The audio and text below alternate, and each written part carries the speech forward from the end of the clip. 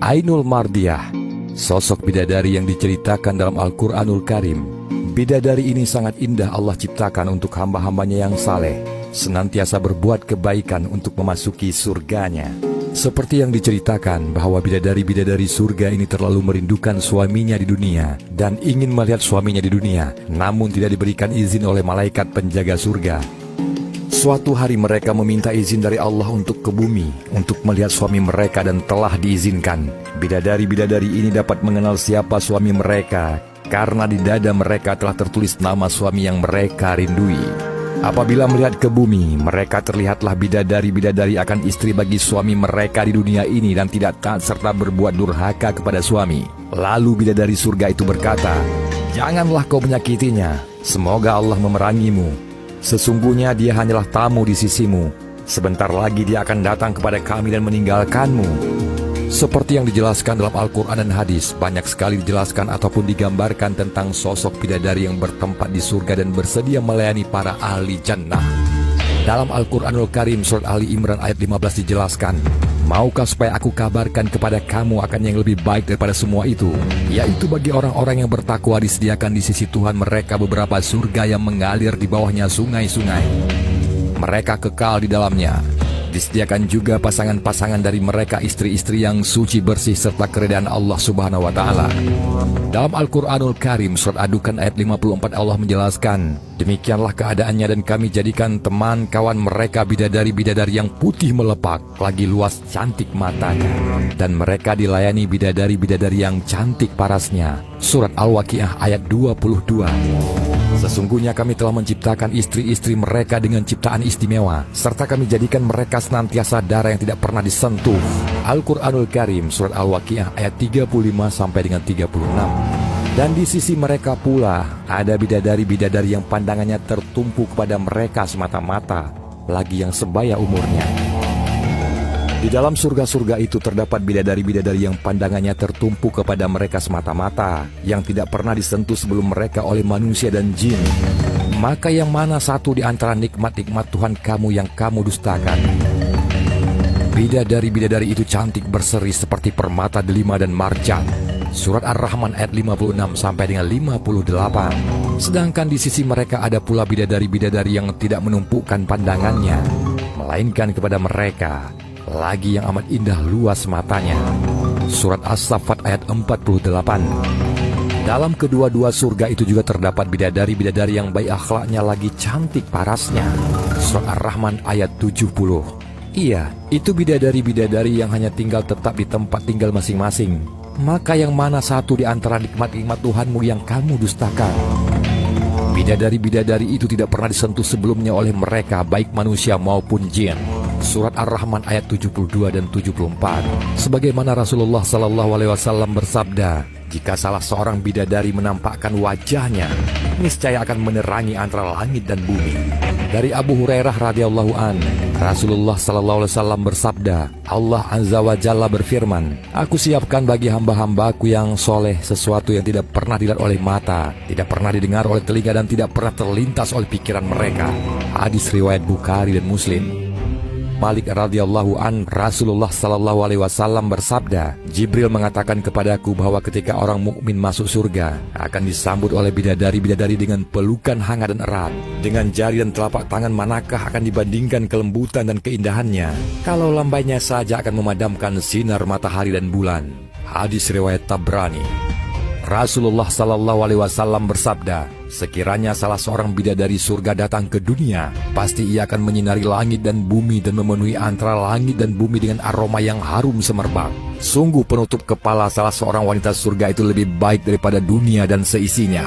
Hadis sahih riwayat Bukhari dan Muslim. Dari Anas bin Malik radhiyallahu an, Rasulullah SAW bersabda, "Jika sehelai saja dari rambut bidadari itu jatuh ke bumi, niscaya wanginya akan meliputi seluruh timur dan barat." Hadis riwayat At-Tabrani.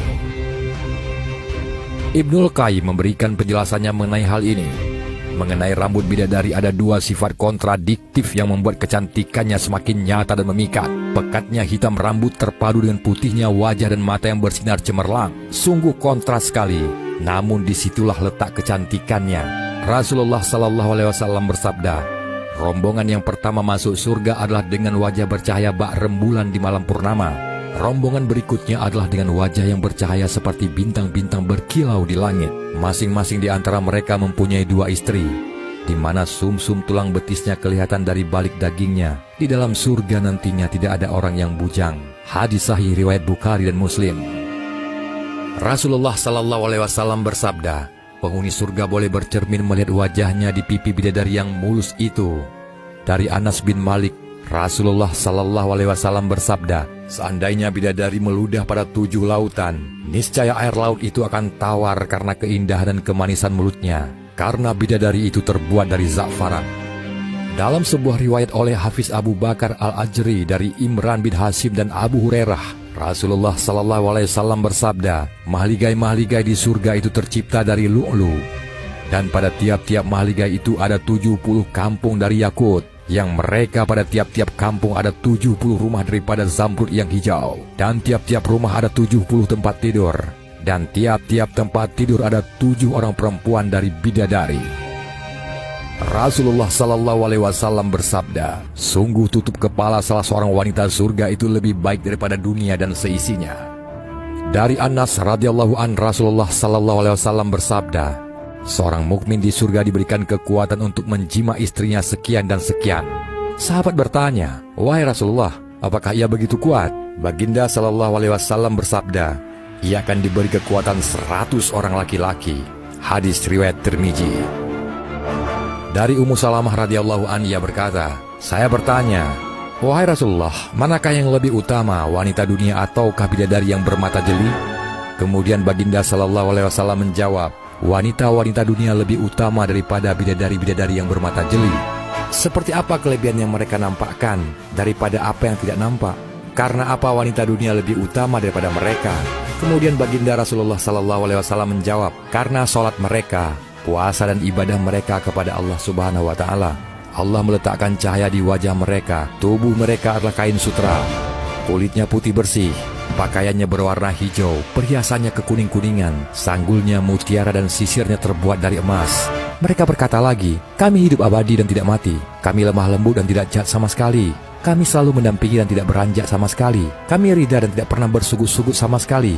Berbahagialah orang yang memiliki kami dan kami memilikinya. Hadis riwayat At-Tabrani.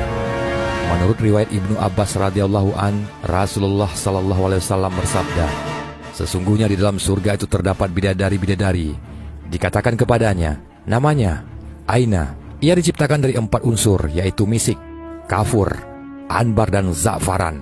Semua bidadari-bidadari itu sangat merindukan suami-suami mereka. Andai sekali saja bidadari-bidadari itu meludah di dunia, maka tawarlah lautan tersebut lantaran ludahnya. Tertulis pada tengkuknya, barang siapa yang suka akan dirinya seperti aku, maka beramal dengan ketaatan kepada Tuhannya. Menurut Ibnu Mas'ud radhiyallahu an, Rasulullah Sallallahu Alaihi Wasallam bersabda, sesungguhnya ketika Allah menciptakan surga Ad, Dia memanggil malaikat Jibril, berangkatlah engkau ke surga Ad dan lihatlah apa yang telah aku ciptakan untuk hamba-hambaku dan wali-waliku. Maka berangkatlah Jibril ke surga Ad dan mengelilingi surga tersebut. Kemudian salah seorang bidadari dari penghuni istana-istana surga yang masih perawan dan matanya bersinar-sinar memuliakannya. Lalu bidadari-bidadari itu tersenyum kepada malaikat Jibril. Maka menjadi teranglah surga Ad karena gigi-giginya. Lalu malaikat Jibril bersujud. Ia menyangka cahaya itu berasal dari nur Tuhan yang Maha Mulia. Maka bidadari itu memanggil malaikat Jibril. Wahai makhluk yang dipercayai oleh Allah Subhanahu wa Ta'ala, tahukah engkau untuk siapa aku diciptakan? Ucap bidadari jelita itu. Tidak, jawab malaikat Jibril.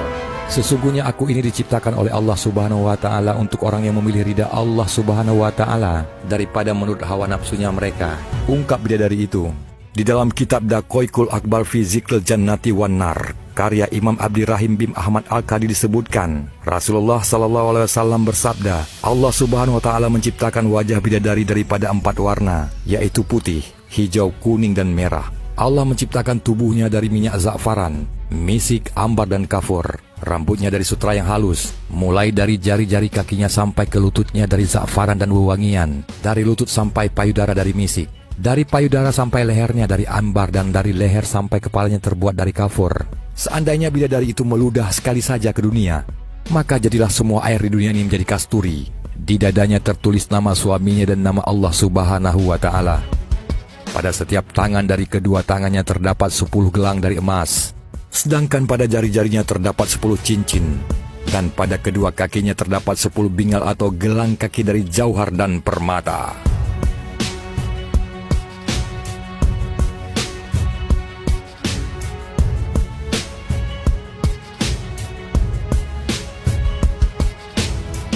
في القلب مشاعر أخفيها قد أشرقت الشمس عليها عن خطط لم أعبأ فيها ستكون بأيامي فرقا فحياتي قبل الحلقات